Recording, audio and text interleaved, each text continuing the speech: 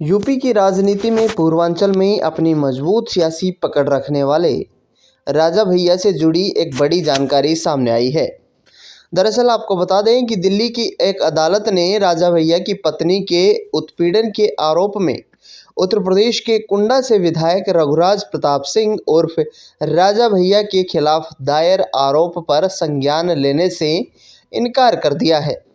अदालत ने कहा कि कथित पुरानी घटनाओं को बढ़ा चढ़ाकर पेश करने से शिकायतकर्ता को कोई मदद नहीं मिलेगी।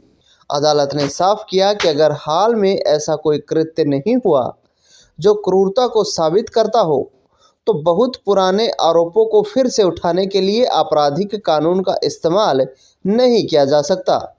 दरअसल आपको बता दें कि अतिरिक्त मुख्य न्यायिक मजिस्ट्रेट अश्विनी पंवार दिल्ली पुलिस की एक याचिका पर सुनवाई कर रहे थे, जिसमें आईपीसी की धारा 498 पति या उसके रिश्तेदारों द्वारा विवाहित महिला के साथ की गई क्रूरता के तहत दायर अंतिम रिपोर्ट पर संज्ञान लेने का अनुरोध किया गया था।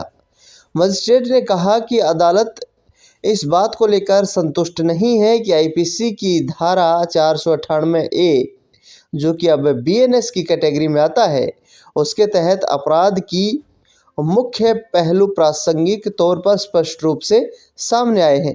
इसके अलावा अदालत का ये भी मानना है कि शिकायतकर्ता की ओर से लगाए गए आरोप समय सीमा के कारण अब वैध नहीं है।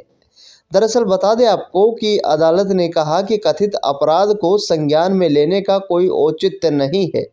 अदालत ने कहा कि प्राथमिकी को ध्यान से पढ़ने से पता चलता है कि शारीरिक हिंसा और स्पष्ट क्रूरता के मुख्य आरोप उस घटना से जुड़े हैं जो कथित तौर पर 2015 में हुई थी।